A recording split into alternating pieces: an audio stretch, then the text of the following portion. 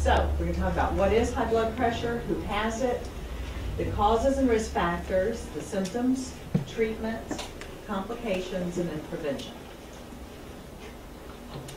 Hypertension is also known as high blood pressure, and blood pressure is the force against your artery walls when your heart pumps the blood. When you get your blood pressure done, you know it's always one number over the other, so it's systolic over diastolic. And this is a good little picture of a vessel showing normal function, and then if there's thickening of the vessel wall, you can experience some hypertension. And there's various reasons why that thickening occurs.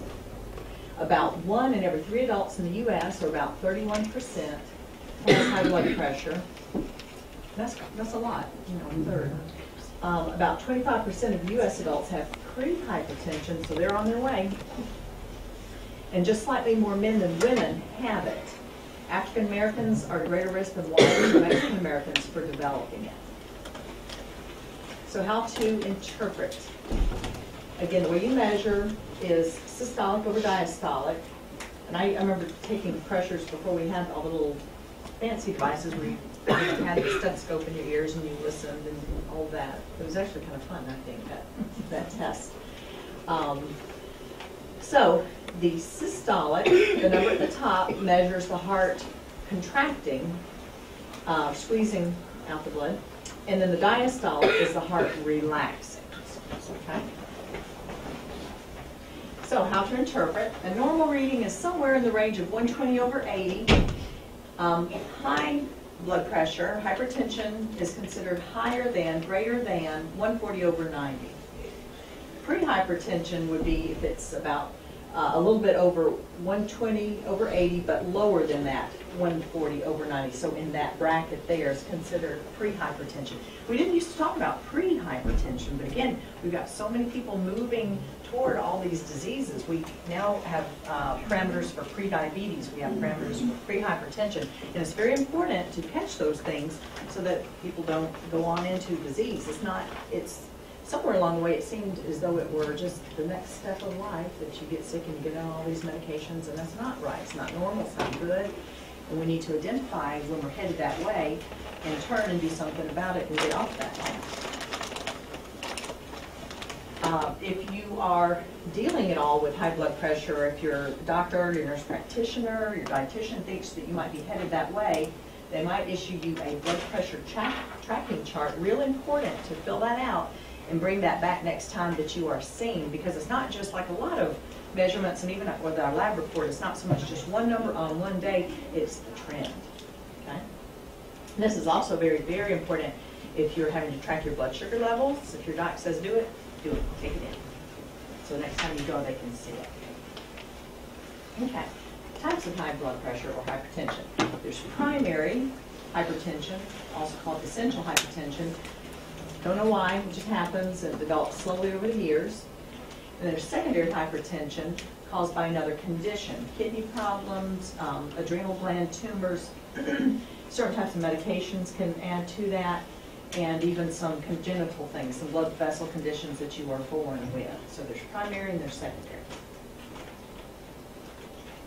Other risk factors, high water or salt content in the body. Now that high water doesn't mean that you shouldn't be drinking your water. That's if someone has congestive heart failure or things where their body abnormally holds on to water. Hormone levels, African American, overweight or obese, stressed or anxious. None of us have that. We're all just cool as a cucumber. Drinking too much alcohol. Sometimes people don't realize that, but that will affect your blood pressure.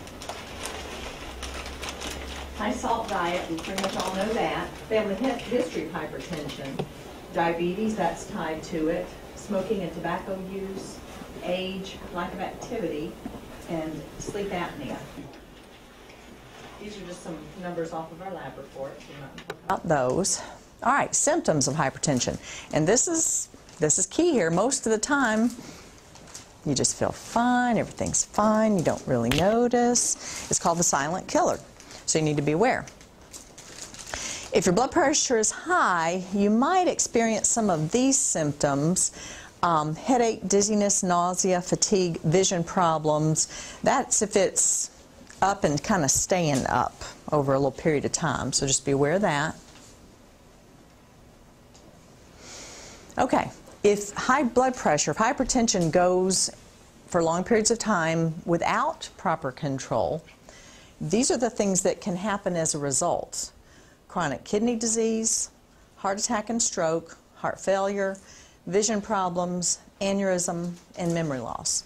So again, we can just feel fine and go along for the longest time and not feel a lot of symptoms, but it could be doing internal damage. So again, just be aware of the seriousness of it. Ways to lower your blood pressure. Exercise is amazing for that. And again, I talk to so many people throughout the week. I do a lot of my counseling over the phone, so I'm talking to people from Seattle, Washington to the Cayman Islands, all over. And it's interesting when I've talked to people in Hawaii and down on the islands sometimes, you know, they're working and they're driving to work and they'll hit the drive-through. And I'm picturing them, oh my gosh, they're going to go after work and go out on the beach and pull some fish out of the ocean and roast it and have a little bonfire and oh, I wish I was there, you know. And they're doing the same thing we are. And if you are in a position to where you know that for whatever health reasons you need to exercise and you're not doing it, my best advice is establish the routine. I don't care if you're going to go out there and walk in the cold today for 5 or 10 minutes during your non-smoking break. I don't know what your company does, but I always encourage my patients at work to take a non-smoking break and just get the feel for it and get the fresh air and clear your mind. Or if it's, man, by the time I get home and I pick up my kids and let the dog out, and again, maybe you've got 10 minutes or 15 minutes. Maybe you'll just walk around the cul-de-sac a few times.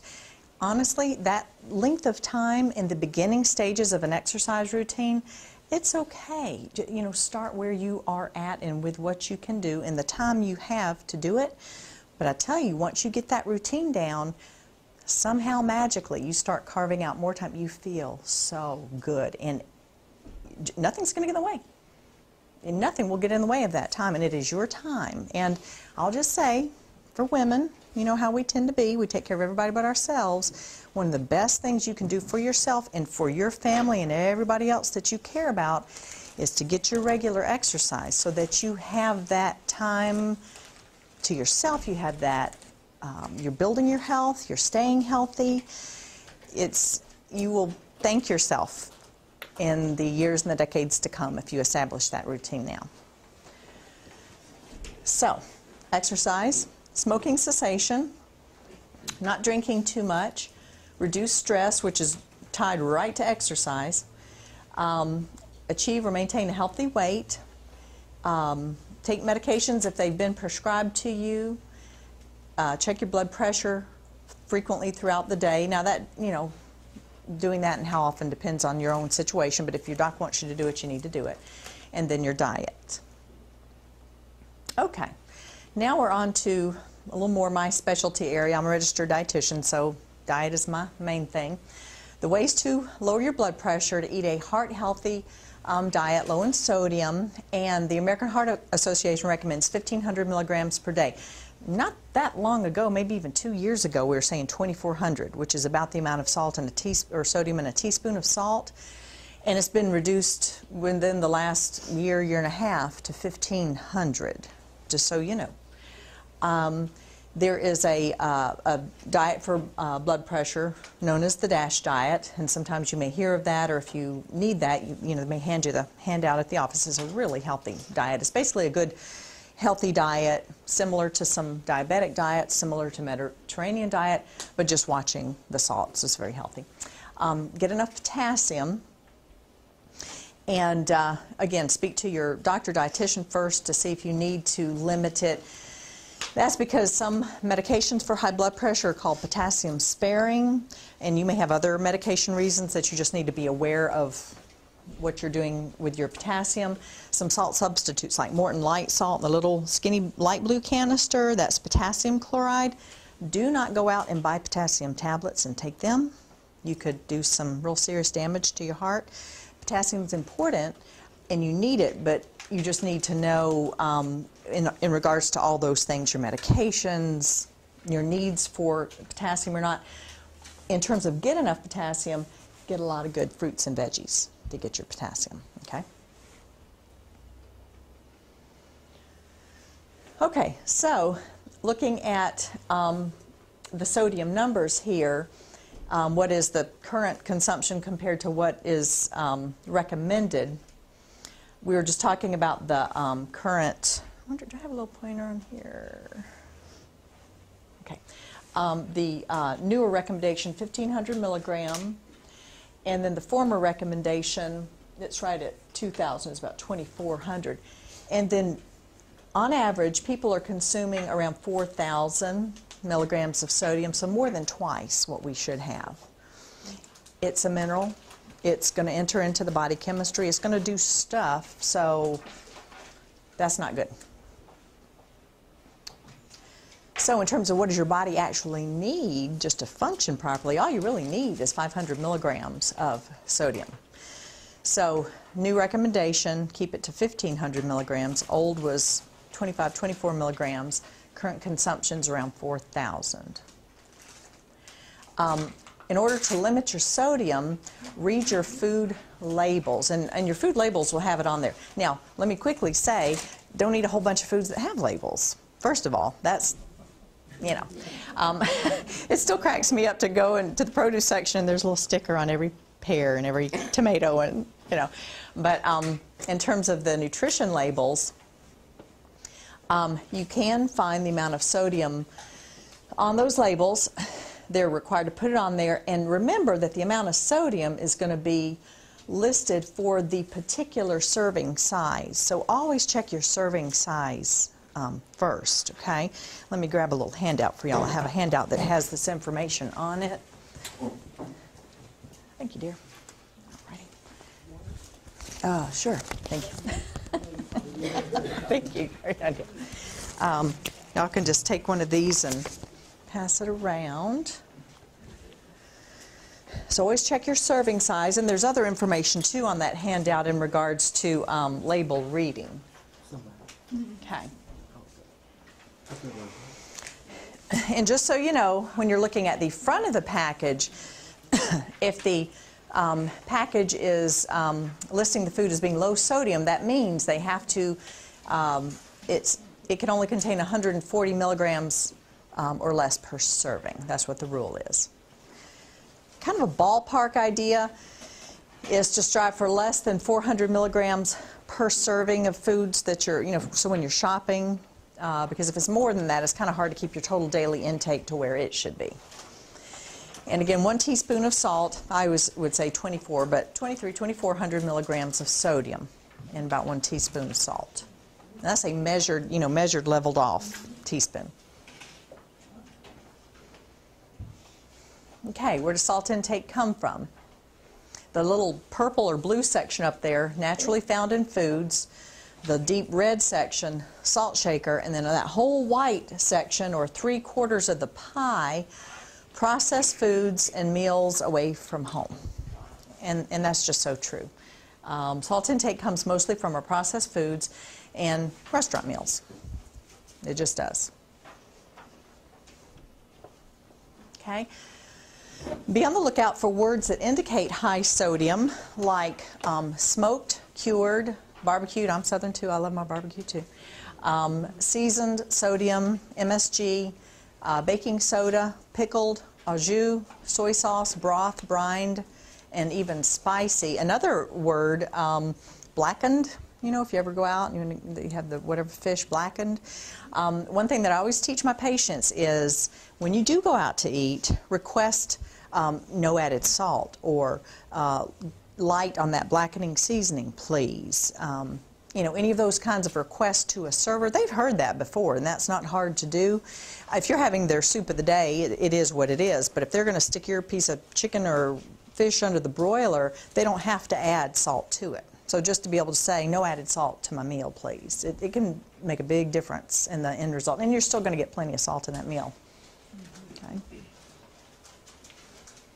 Okay, some examples of high sodium foods. I'm not going to read through all these, but Again, you can see that it's mostly the packaged processed things. And in terms of vegetables, canned vegetables for some folks are handy to keep in the pantry and use.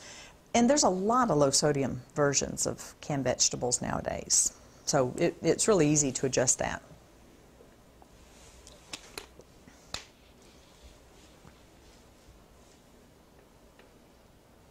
And then some lower sodium options.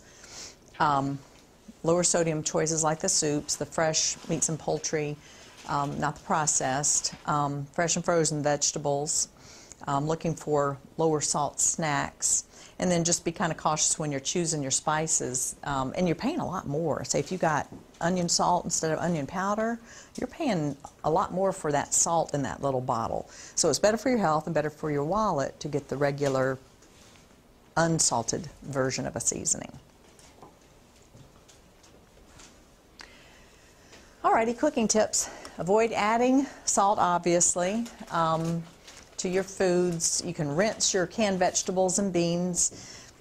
Choose the regular herbs and spices for seasoning rather than the salt. And what I was saying a minute ago, choose the powder rather than the salt, like onion powder versus onion salt. Looking for the reduced sodium, no added salt products. And even still, some of the reduced sodium ones still have, you know, a decent amount of salt in them. But in just being aware of what you're consuming. And this should be at the top of the list. Choose more whole foods that are naturally low in sodium. Fruits and vegetables, unsalted nuts. Unsalted nuts are a great workday snack. They're clean at the desk. You don't have to refrigerate them. Good amount of protein, healthy fat, good raw nuts. They can be pecans, almonds, walnuts, doesn't matter. Those are great workday snacks. They give you a little burst of energy. It's not just carb, carb, carb, and then your energy level drops. It's a great thing. And again, limit your prepared foods. And then the salt substitute thing, there's that potassium chloride issue again. If you're going to use the salt substitute, the potassium chloride and the little light blue Morton canister, always talk to your doc or your provider first. Make sure it's not going to interrupt or interfere with any medications that you're taking. So here's some ideas of some seasonings to use with certain proteins instead of salt. And we're not going to read the whole list, just give you a little idea there. And here pretty soon, if we ever get some warmth and stop having snow before Easter, you can plant a little herb garden. That's a great way to have some good, oh boy, the flavors are outstanding on those things to add to your foods. You won't miss the salt with that. Taste them, you know, taste them first. You don't need a lot of a fresh herb compared to a dry. Plant them, get them at a farmer's market. Co-ops and grocery stores sometimes sell them in bulk. So it's easy to get just a little bit and try it versus, you know, paying for a big bottle. And checking for some recipes with some of the similar herbs that you have to kind of use up what you have. If you're using a dry seasoning, you cook those into the food, but a fresh, you really want to put that in at the last or just sprinkle on at the very end of cooking so you keep the flavor fresh. So you can try some herbs and spices. And prevention with so many things is key. You want to get your blood pressure checked regularly or check it yourself. And if your blood pressure still seems high, again, there's the DASH diet, the Dietary Approaches to Stop Hypertension diet. Is rich in low-fat protein, vegetables, fruits, whole grains, and good fat. Real parallel, again, to a lot of ways that we're teaching folks to eat anyhow. U.S. News & World Report rated it the #1 overall diet. And it's for folks who need to deal with high blood pressure, but it also can prevent high blood pressure just due to the fact that it's such a healthy way to eat. And you can even look that up online, the DASH diet. Okay, but to go over it a little bit here, it doesn't require special foods, and it's based on some various servings from different food groups. You can speak to your own dietitian to individualize that for you. It really focuses a lot on fruits and vegetables. And one of the key things that I always teach my patients is, instead of, you know, the way we kind of grew up with meat and potatoes as the main part of your dinner plate, picture your dinner plate now with half full of vegetables, half full. And we're talking really the non-starchy ones, pretty much everything except for corn and potatoes. So half your plate full of vegetables, 2 or 3 servings. And I mean, our grandparents and great-grandparents ate like that because they had gardens. That's the way they ate. Then 1/4 of your plate, your lean protein, and then 1/4 of your plate, your healthy starch. And if you're filling up more on vegetables at lunch and supper time, you pretty much take care of a lot of these things we've just been talking about. Here's an example of what a DASH diet might look like for a whole day. And so you'll see a few little things in there, like reduced fat, low sodium cheese. Honestly, I'm not real big on the reduced fat cheeses. Personally, I'd rather folks have a regular, really good, flavorful cheese and just keep the quantity smaller, because I find that a lot of the, especially the fat-free cheese, has so much junk added, it doesn't taste good. And if you don't get good flavors, which you can get from these herbs and spices we were talking about, if you don't get good flavors, you're going to keep wanting to eat and eat and eat to get that flavor. And that's another piece of reducing the sodium in your diet. If you start little by little getting that salt out of your diet, you'll start to taste the food again, and you'll enjoy it more, and you'll be more satisfied with, you know, what you're eating. Your taste buds will adapt. I teach my patients all the time how to, I call it retraining your taste buds away from salt and sugar, those things. So it can be done, and you'll actually be glad, because then you can taste the real flavor of the foods again. And we'll just go through this kind of quickly, because y'all probably have to get back to work. But you can see all the veggies and fruits here. Okay. Here's another example of a no added salt day. And oatmeal is a whole grain, so that's a good thing to start on. This is just another example here. And basically, as little salt as you use on any of these things, you know, the healthier it's going to be. I'd say most of us aren't going to use no salt, but if we just went from where we currently are, my word, if we just cut down by 1/3, oh my goodness, we'd be doing a lot of good, and we'd still have plenty of salt. So, and I deal with it myself. I mean, every day it's just a constant. You know, you want to go out to dinner, or you go to someone's house for. I mean, it's everywhere. So, okay. So this day here illustrates a little over 1,800 calories, 536 milligrams of sodium, and 34 grams of fiber. That's with no added salt to any of that stuff. That's all unsalted food right there. Okay, so an added salt day. And we'll start seeing some more. Uh-oh, that wasn't planned.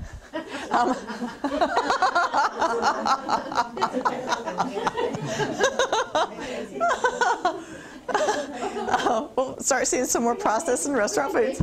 That's right. There you go. There you go. Oh, me.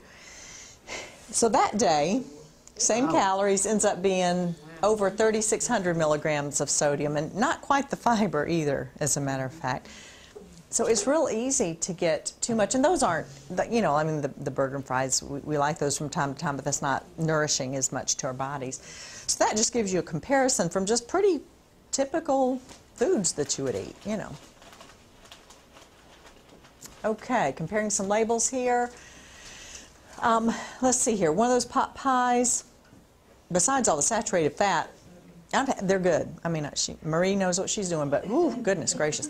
A lot of saturated fat, 1,000 milligrams of sodium, and on a lot of frozen meal things like that, the nutrition information won't even be for the whole thing. They'll be talking about half of it, so just keep your eye on that portion. It'll sneak up on you. Okay. And then compared to a Kashi frozen entree, again, if you look at, there it is, sodium 470 milligrams. So you can just see, just as a couple of examples there, the difference in the salt. Let's see here. There's that pot pie again, and chicken pasta. I'm not sure which brand that is. I think it's the Kashi again. And it's, yes, that's the same one, 470 milligrams. So you can see it a little bigger there. And the protein's the same in them, by the way, interestingly. Okay. There's the sodium. All right, now here's, boy, I tell you, these processed meats.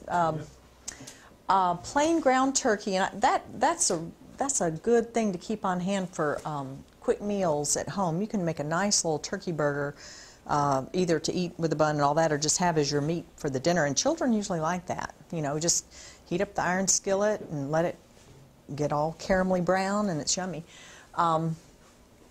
Just the fresh ground meat itself doesn't have a lot of sodium, 750 milligrams, but really so many of the processed ones, and again, we all eat them from time to time, but the salt content is so much higher, and you can see that over there in the next to last column. So you're comparing 75 milligrams to 450, 460 milligrams of sodium, so big difference. Okay. It's funny to me how when I talk to my patients on the phone and they say they're eating oatmeal, 9 times out of 10 they're eating instant oatmeal. That's become the norm. It's a whole bunch of sugar and salt with a little bit of oats sprinkled in, and it costs a fortune. Regular oats, like remember the guy with the white hair and the hat and the round canister? That's oatmeal, yeah. And if you like oatmeal and you're trying to eat it to be healthy, please cook it yourself. And if it's a time factor in the morning, this is what I teach people. You make your own instant oatmeal. You cook a pot of it Sunday night or Monday morning, cook extra, and then the next days you just scoop some out and you microwave it and you're good to go. I do that all the time, works real well, costs pennies, so you can control the amount of salt you put in, if any. So regular cooked oats, that's the way to go. But the processed stuff, so let's see, I think it's going to make it a little bigger. There we go. So in the old-fashioned oats, none unless you add it. 270 in the instant, and again, I'm a girl, I'd eat 2 of those packets. It's, you know, there's nothing in there. So honestly, I'd be doubling that right there for me if I was eating instant oatmeal for breakfast. And then that's like a flaky cereal, like maybe a Wheaties type thing.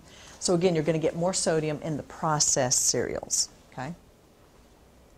Tomato products, same thing, fresh. You can see it a little bigger, so there's your sodium.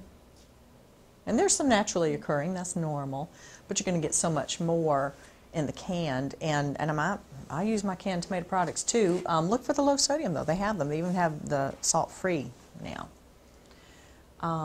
And for when you're eating out, some of the numbers are just outrageous. I really need, it's on my list of things to do, is to contact the dietitian at Chick-fil-A and say, would you please cut back on the salt.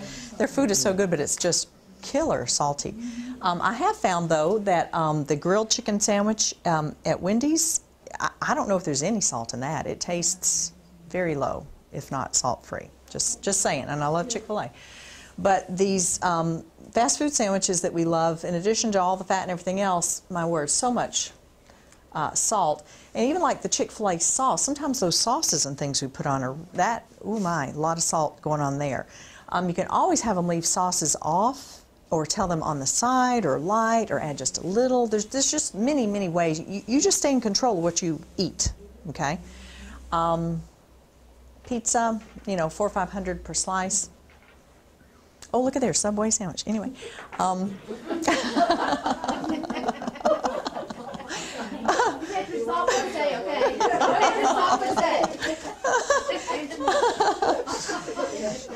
So beware the foods on the menu that you know are going to be high in salt, like bacon, cheese, pepperoni, that sort of thing.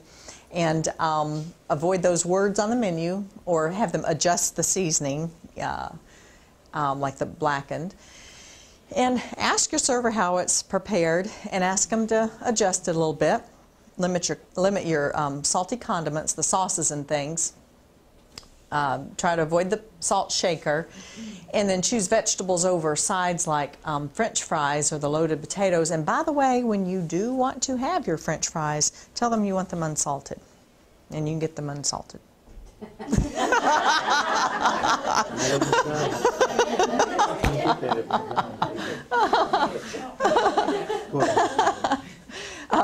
So let's go over some of these ideas here. So you're going to look at the following foods and determine if their sodium content is almost the same or higher. Okay, let's see.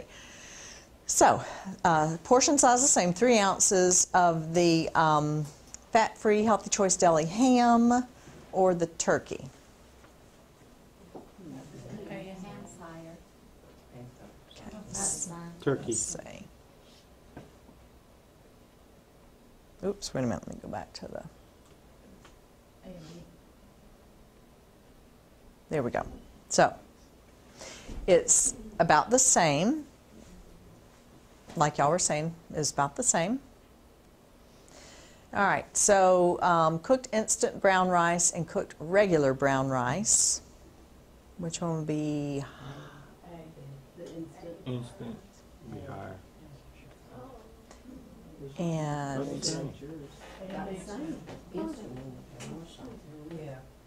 hang on a second, let me go back to the, and that it's a matter of if you add salt to it or not. The instant of the brown rice doesn't usually have salt in it. Okay. Oops, I did that a little too quick. I'm sorry. So on the yeah, thank you. It's Good B. job. Good job. There you go. So B is higher. Although I will say cottage cheese is a great protein food for snacks or mornings if you like it. If you don't like it, it's okay. But if you like it, especially for women, it's so important for us to get good protein going on in the morning, get our blood sugar levels kind of leveled out there. So if you like it, it's a great way to get protein. Okay, I'll take my hand off the button. All right, so half cup of instant mashed potatoes prepared, or half cup of mashed potatoes, standard recipe, but added, in both of them, no salt added, that is. About the same.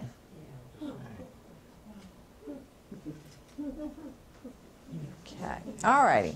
And that would be about it. Any questions? Yes, ma'am. What about kosher salt or sea salt? And that's a great question. I get that a lot. The sodium content is the same, but in terms of measurement, it can be different because they're chunkier. But the purity of the, say, the sea salt, you get more of a salt flavor out of it, but the sodium content is the same. Yeah. Mm-hmm. Mm-hmm. So does that mean it takes less sea salt to season it? It should. It should, yes. Mm-hmm. Let's see. Go back to the, there we go. Yes, it should take less of it just due to the, I mean, you have to be, I use regular and then I use sea salt in it. You have to be real careful. You can really overdo it with the sea salt. That's true. I have some more handouts specifically on tips to reduce sodium intake. Okay, so I'm going to pass that around. What other questions do y'all have? And what about light salt? Light salt, that if we're talking about the same product, you're talking about like the Morton and the little light blue canister, that one is the potassium chloride product. And that's fine if you want to use that, but I just caution everyone to check with your doctor, your nurse practitioner, whoever your provider is, first because of that potassium coming in to make sure it's not going to interfere with any of your medications and it's okay for you to have it. Yeah, but it's fine. To me, it's got a little, I'd rather back off the salt myself. It's got a little metallic flavor. I don't personally care for it. But if that's your thing and if you want that, I would still caution people, you know, don't go overboard on that for the variety of reasons that we already discussed.